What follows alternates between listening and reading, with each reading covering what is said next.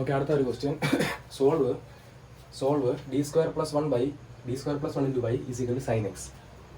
Solve d square plus 1 into y is equal to sin x using method of undetermined coefficients. വലതുവശം sin x വന്നാൽ ചെയ്യാൻ നിങ്ങൾക്ക് അറിയാം, P I കാണാൻ നിങ്ങൾക്ക് അറിയാം. പക്ഷെ ഇവിടെ അങ്ങനെ ചെയ്യാൻ പറ്റത്തില്ല. കാരണം ഇവിടെ ക്വസ്റ്റ്യൻ പ്രത്യേകം എടുത്ത് പറയുന്നുണ്ട് using undetermined coefficients. Undetermined coefficients ഉപയോഗിച്ച് തന്നെ ചെയ്യണമെന്ന് പ്രത്യേകം ക്വസ്റ്റ്യൻ പറയുന്നുണ്ട്. അപ്പോൾ നമുക്ക് അങ്ങനെ ചെയ്യാനേ പറ്റത്തുള്ളൂ, അങ്ങനെയാണ് ചെയ്യണം. ഓക്കെ, അപ്പം ആദ്യം നമുക്ക് y c കാണാമല്ലോ, കോംപ്ലിമെന്ററി ഫംഗ്ഷൻ. അത് എന്ത് ചെയ്യണം മതി? ഇപ്പോൾ ക്വസ്റ്റ്യൻ ഇങ്ങനെ ഡിയിലാണ് തന്നിരിക്കുന്നെങ്കിൽ ഡിക്ക് മാറ്റി നമുക്ക് കൊടുത്താൽ മതി. സോ ഓക്സിലറി ഇക്വേഷൻ എന്ന് പറയുന്നത് m² + 1 = 0. അപ്പോൾ m² = -1 എന്ന് വരും. അപ്പോൾ m = √-1, that is m ± i. That is m വെറും +or - i എന്ന് പറഞ്ഞ അർത്ഥം 0 ± i. അപ്പോൾ ഇതൊരു കോംപ്ലക്സ് നമ്പറാണ്. അപ്പോൾ y c ഇങ്ങനെ e⁻ax × c1 cos bx plus c2 sin bx നൽകിയോ. സോ എ എന്ന് പറഞ്ഞാൽ ഇമാജിനറി പാർട്ട് 0, ബി എന്ന് പറഞ്ഞാൽ റിയൽ പാർട്ട്, എ എന്ന് പറഞ്ഞാൽ റിയൽ പാർട്ട് 0, ബി എന്ന് പറഞ്ഞാൽ ഇമാജിനറി പാർട്ട് 1 ഇട്ട് കൊടുക്കുക. That is e⁻0x, that is e⁻0 × c1 cos x plus c2 sin x. e⁻0 എത്ര? 1 ആണ്. അപ്പോൾ y c എന്ന് പറഞ്ഞാൽ ഇങ്ങനെ കിട്ടും, c1 cos x plus c2 sin x. അപ്പോൾ y c കിട്ടി, c1 cos x plus c2 sin x. Okay,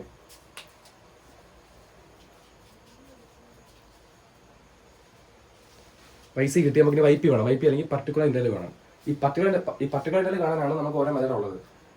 ഇവിടെ ക്വസ്റ്റിന് വലതുവശം sin x ആണ്, എന്നാൽ sin x വലതുവശം വരുമ്പം പർട്ടിക്കുലർ ഇന്റർവൽ കാണുന്നതിന് ഒരു മെത്തേഡ് ഉണ്ട്. പക്ഷെ അങ്ങനെ ഇവിടെ ചെയ്യരുത്. കാരണം ഇവിടെ പ്രത്യേക ക്വസ്റ്റ്യൻ എടുത്ത് പറയുന്നുണ്ട് using method of undetermined coefficients. അങ്ങനെ പറഞ്ഞില്ലെങ്കിൽ നിങ്ങൾക്ക് ഇഷ്ടമുള്ള ചെയ്യാം, അങ്ങനെ പറഞ്ഞ സ്ഥിതിക്ക് അങ്ങനെ തന്നെ ചെയ്യണം.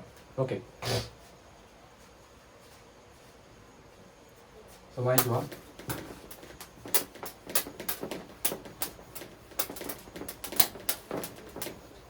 y c കിട്ടി ബൈ യൂസിങ് അൺഡിറ്റർമിൻഡ് കോയിഫിഷ്യൻ്റ്.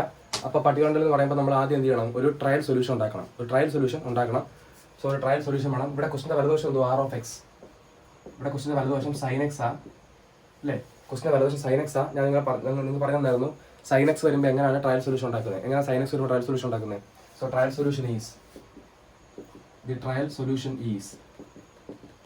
ഇങ്ങനെ y = സോ നമ്മുടെ ക്വസ്റ്റിൻ്റെ വലതുവശം എന്തുവാ? നമ്മുടെ ക്വസ്റ്റിൻ്റെ വലതുവശം r(x) അല്ലേ? ക്വസ്റ്റിൻ്റെ വലതുവശം ഇവിടെ sin x അല്ലേ? സോ ക്വസ്റ്റിൻ്റെ വലതുവശം r(x) എന്ന് പറയുന്നത് sin x ആണ്. അപ്പോൾ ട്രയൽ സൊല്യൂഷൻ sin x വരുമ്പോൾ ട്രയൽ സൊല്യൂഷൻ ഇടുന്നത് എങ്ങനെ? sin x വന്നാൽ എങ്ങനെ ട്രയൽ സൊല്യൂഷൻ ഇടുന്നത്, എങ്ങനെ പറഞ്ഞേക്കുന്നത്? So trial solution is y = a1 × sin x. Sine വലതുവശം എന്താണോ അത്. അപ്പോൾ sin x ആണെങ്കിൽ sin x, sin 2x ആണെങ്കിൽ sin 2x, sin 3x ആണെങ്കിൽ sin 3x അങ്ങനെ. അപ്പോൾ trial solution y = a1 × sin x plus a2 × cos x. ഇതാണ് ട്രയൽ സൊല്യൂഷൻ. ഇനി ഇവിടെ ഞാൻ പറഞ്ഞ കാര്യം, ഒരു ഇമ്പോർട്ടൻറ്റ് കാര്യം ശ്രദ്ധിച്ചോണം. നമ്മൾ ട്രയൽ സൊല്യൂഷൻ എഴുതുമ്പം നമ്മൾ ട്രയൽ സൊല്യൂഷൻ എഴുതുമ്പം ഈ ട്രയൽ സൊല്യൂഷനും നമ്മൾ നേരത്തെ വിളിച്ച y c ഉണ്ടല്ലോ, y c ആയിട്ട് എന്തെങ്കിലും സാമ്യം ഉണ്ടെങ്കിൽ നമ്മുടെ y c എന്ത് വരുന്നു? കോംപ്ലിമെന്ററി ഫംഗ്ഷൻ y c എന്ത് വരുന്നു? നമ്മുടെ y c എന്ത് വരുന്നു? y c എന്ന് പറഞ്ഞു നോക്കി. y c എന്ന് പറഞ്ഞാൽ c1 cos x plus c2 sin x നല്ലയോ. നമ്മുടെ y c കോംപ്ലിമെന്ററി ഫംഗ്ഷൻ എന്തോ കിട്ടിയേ? c1 cos x plus c2 sin x. Trial solution എന്തുവാ? Trial solution a1 sin x plus a2 cos x. തിരിച്ചു വായിച്ചാൽ a2 cos x plus a1 sin x. ഇത് രണ്ട് സാമ്യം ഇല്ലയോ? രണ്ടും ഒരുപോലെ ഇരിക്കുമോ? നോക്ക്, c1 cos x, a2 cos x, c2 sin x, a1 sin x. രണ്ടും ഒന്ന് തന്നെ. ഈ a1 a2 മാറുന്നല്ലേ ഉള്ളൂ. അപ്പോൾ ഞാൻ പറഞ്ഞ അനുസരിച്ചോണം, നമ്മൾ എഴുതുന്ന ട്രയൽ സൊല്യൂഷൻ നമ്മൾ കണ്ടുപിടിച്ച കോംപ്ലിമെന്ററി ഫംഗ്ഷനോട് സാമ്യം ഉണ്ടെങ്കിൽ, ഒരുപോലെ ഇരിക്കുവാണെങ്കിൽ ആ കോയിഫിഷ്യൻസ് മാത്രമേ മാറുന്നുള്ളൂ. കാരണം ഇവിടെ c1, ഇവിടെ a2, ഇവിടെ sin x ന്റെ കൂടെ c2, ഇവിടെ sin x ന്റെ കൂടെ a1. സോ കോയിഫിഷ്യൻസ് മാത്രമേ മാറുന്നുള്ളൂ. പക്ഷേ ഫംഗ്ഷൻ സെയിം തന്നെ. ഇവിടെ sin x cos x, ഇവിടെ sin x cos x. So പിന്നെ ഇനി പറഞ്ഞ കാര്യം ഇമ്പോർട്ടൻ്റ് ശ്രദ്ധിച്ചോണം. നമ്മുടെ ട്രയൽ സൊല്യൂഷൻ എഴുതുമ്പം കാരണം sin x ന്റെ ട്രയൽ സൊല്യൂഷൻ ഇങ്ങനെ എഴുതാൻ പറ്റും. അപ്പോൾ നമ്മൾ ട്രയൽ സൊല്യൂഷൻ എഴുതുമ്പം ആ ട്രയൽ സൊല്യൂഷൻ നമ്മുടെ y c ആയിട്ട് സാമ്യമാണെങ്കിൽ അന്നേരം നമ്മൾ ട്രയൽ സൊല്യൂഷനെ ഒരു x കൊണ്ട് ഗുണിച്ചേക്കണം. സോ ഇങ്ങനെ എഴുതാം, trial solution is same as same as Y C. Trial solution എന്താണ്? വൈ സി ആയിട്ട് സെയിം ആണ്. Therefore multiply x by trial solution. Trial സൊല്യൂഷനിലേക്ക് എന്ത് ചെയ്യുക? ഒരു എക്സ് കൊണ്ട് മൾട്ടിപ്ലൈ ചെയ്യുക. അപ്പോൾ ട്രയൽ സൊല്യൂഷൻ ഇങ്ങനെ വരും. That is trial solution is y is equal to വലതുവശം മാത്രം വിളിച്ചാൽ മതി. X into a1 sin x plus a2 cos x വരും. അപ്പോൾ എക്സ് കൊണ്ട് വിളിച്ചേക്കണം. അപ്പോൾ എപ്പോഴാണ് എക്സ് കൊണ്ട് വിളിക്കണ്ടേ? ട്രയൽ സൊല്യൂഷൻ നമ്മൾ എഴുതുന്ന ട്രയൽ സൊല്യൂഷൻ കോംപ്ലിമെന്ററി ഫംഗ്ഷനോട് സാമ്യം ഉണ്ടെങ്കിൽ. അപ്പോൾ ചുരുക്കം പറഞ്ഞാൽ നമ്മൾ ട്രയൽ സൊല്യൂഷൻ എഴുതുമ്പം അത് കോംപ്ലിമെന്ററി ഫംഗ്ഷനോട് സാമ്യം ഉണ്ടെന്ന് നോക്കണം. ഓക്കെ, അപ്പോൾ ഇവിടെ വരെ പ്രത്യേകത എഴുതുക. സോ ഇതാണ് നമ്മുടെ ട്രയൽ സൊല്യൂഷൻ.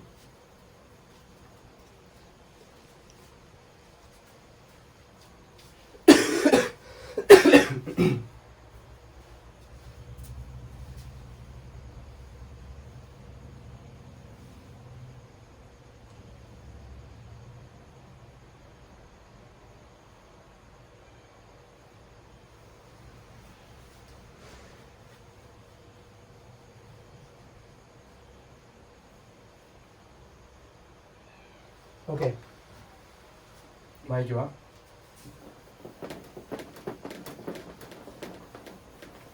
അപ്പോൾ നമ്മുടെ ട്രയൽ സൊല്യൂഷൻ ഇതാണ്.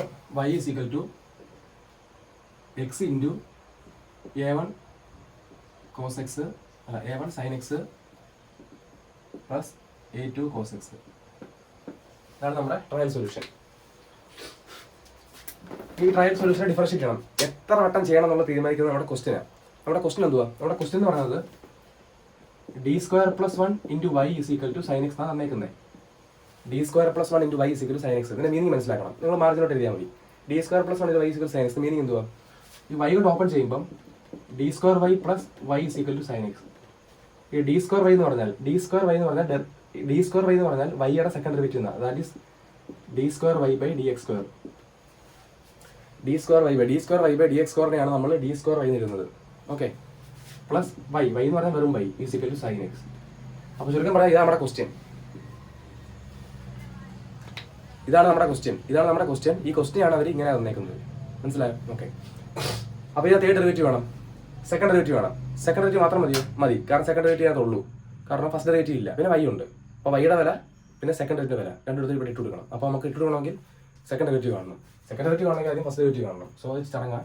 സോ അത്രയും അതൊക്കെ എടുത്തെഴുതുക, വായിക്കുക. അപ്പോൾ അത് സെക്കൻഡ് ഡെറിവേറ്റീവ് ആണ്. സോ ആദ്യം ഫസ്റ്റ് ഡെറിവേറ്റീവ് dy/dx. ഏത് റൂള്?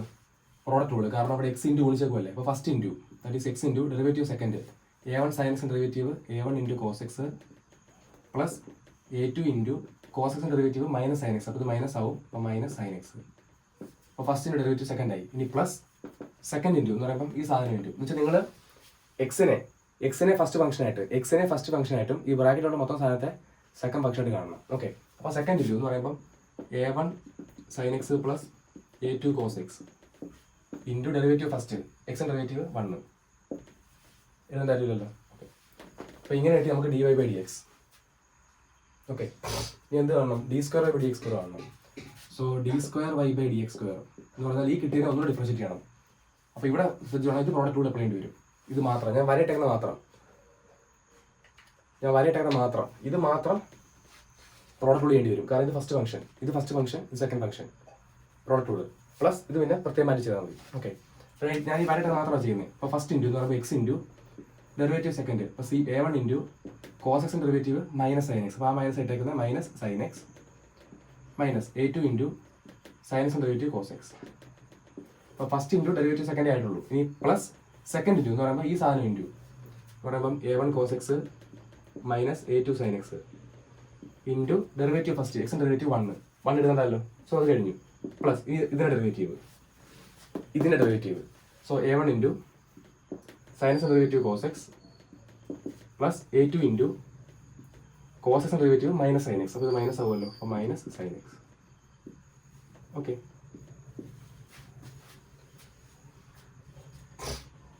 സോ അപ്പോൾ second derivative d² y/dx bracket എല്ലാം ഓപ്പൺ ചെയ്യാം. ഇത് ഓപ്പൺ ചെയ്യുമ്പം minus a1 x sin x minus a2 x cos x plus ഇവിടെ a1 cos x അപ്പോൾ 2 a1 cos x -a2 sin x അപ്പം -2a2 sin x. So ഇങ്ങനെയായിട്ട് നമുക്ക് second derivative d2y/dx². So അത്രയും വൃത്തിയായിട്ട് എഴുതുക.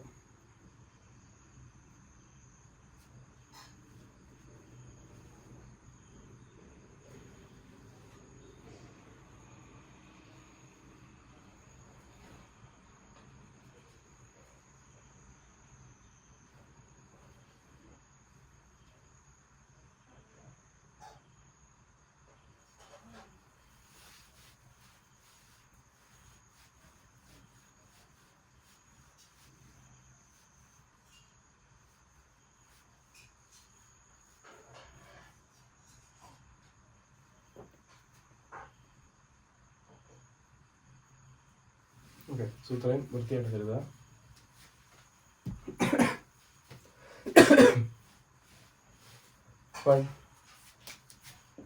സെക്കൻഡ് ഡെറിവേറ്റീവ് ഇതാണ് second derivative. ഇതാണ് വൈയുടെ വില. അത് രണ്ടും മാത്രം ബോക്സ് ഇട്ടേക്കുക. സെക്കൻഡ് ഡെറിവേറ്റീവ് വൈയുടെ വില മാത്രം ബോക്സ് ഇട്ടേക്കുക. ഓക്കെ, സെക്കൻഡ് ഡെറിവേറ്റീവ് വൈയുടെ വില മാത്രം ബോക്സ് ഇട്ടേക്കുക.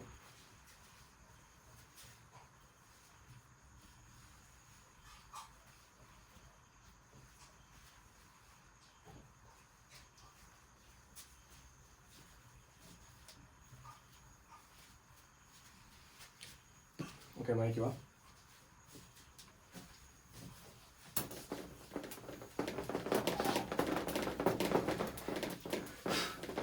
എന്താ നമ്മുടെ ക്വസ്റ്റ്യൻ? അപ്പോൾ ഈ രണ്ട് സാധനം എടുത്ത് ക്വസ്റ്റ്യൻ കൊടുക്കുക. നമ്മുടെ ക്വസ്റ്റ്യൻ എന്തായിരുന്നു? ക്വസ്റ്റ്യൻ ഇതായിരുന്നു, d2y/dx² + y = sin x.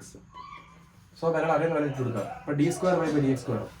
നമുക്ക് അതിപ്പോൾ കിട്ടിയ വിരൽ അല്ലെങ്കിൽ നമ്മൾ ക്വസ്റ്റ്യനിൽ ഉള്ള സാധനങ്ങൾ നമ്മൾ കണ്ടുപിടിച്ചത്. അപ്പോൾ ക്വസ്റ്റ്യൻ അത് സെക്കൻഡ് ഡെറിവേറ്റീവ് ഉണ്ടായിരുന്നു, സെക്കൻഡ് ഡെറിവേറ്റീവ് കിട്ടി. ക്വസ്റ്റ്യൻ അത് y ഉണ്ടായിരുന്നു, y നമുക്കറിയാം. അപ്പം ഈ d2y/dx² വിലയും വൈയുടെ വില എടുത്ത് ക്വസ്റ്റ്യനിലേക്ക് എന്ത് ചെയ്യാം? ഇട്ട് കൊടുക്കുക. ഓക്കെ, ഇട്ട് കൊടുക്കുമ്പോൾ -a1x sin x -a2x cos x + 2a1 cos x -2a2 sin x. ഇത്രയാണ് second derivative plus y. So plus വൈയുടെ വില ബ്രാക്കറ്റ് ഓപ്പൺ ചെയ്ത് കൊടുക്കാം കേട്ടോ. അപ്പം a1x sin x + a2x cos x = വലതുവശം എന്തുവാ? sin x. ഓക്കെ ആണല്ലോ? Okay,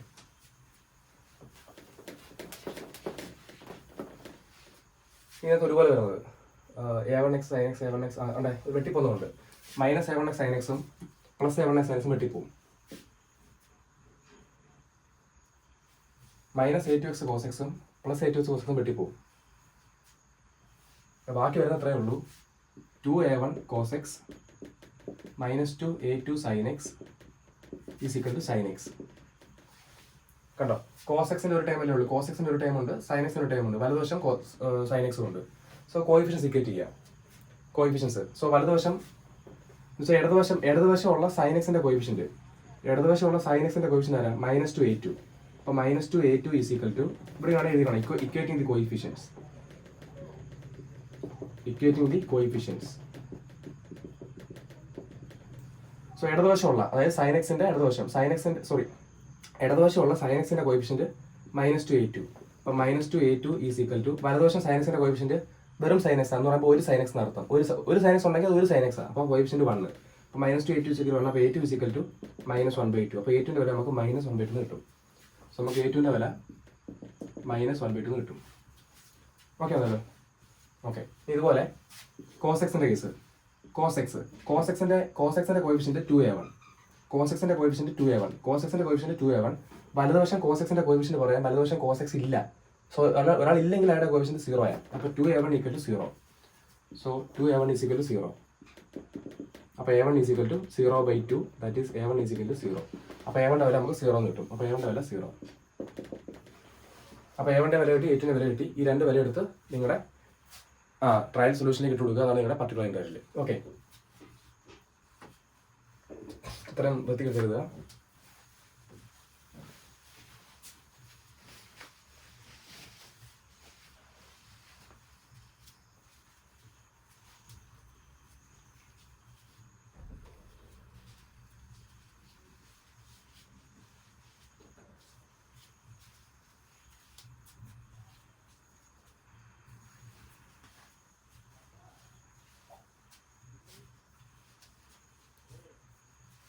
okay. So trial solution എടുത്തെഴുതുക. ട്രയൽ സൊല്യൂഷൻ എടുത്തെഴുതുക. ട്രയൽ സൊല്യൂഷൻ ഇങ്ങനെ എഴുതണം. ട്രയൽ സൊല്യൂഷൻ ഇതാണ് ട്രയൽ സൊല്യൂഷൻ. നമുക്ക് വേണമെങ്കിൽ വൈറ്റ് എന്ന് വിളിക്കാം, white.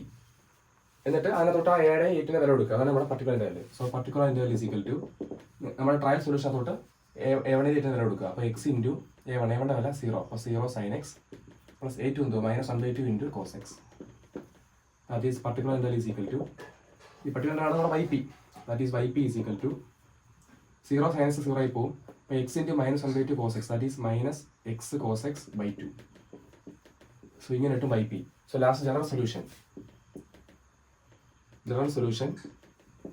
y is equal to yc plus yp. നിങ്ങൾക്ക് നേരത്തെ കിട്ടിയ yc plus yp. yc എന്ത് കിട്ടിയേ?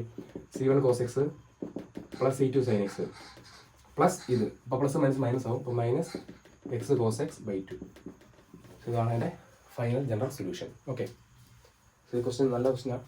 ഇവിടെ ചില കാര്യങ്ങളൊക്കെ നമുക്ക് ഇവിടെ അഡീഷണൽ ഓർക്കണമുണ്ടായിരുന്നു.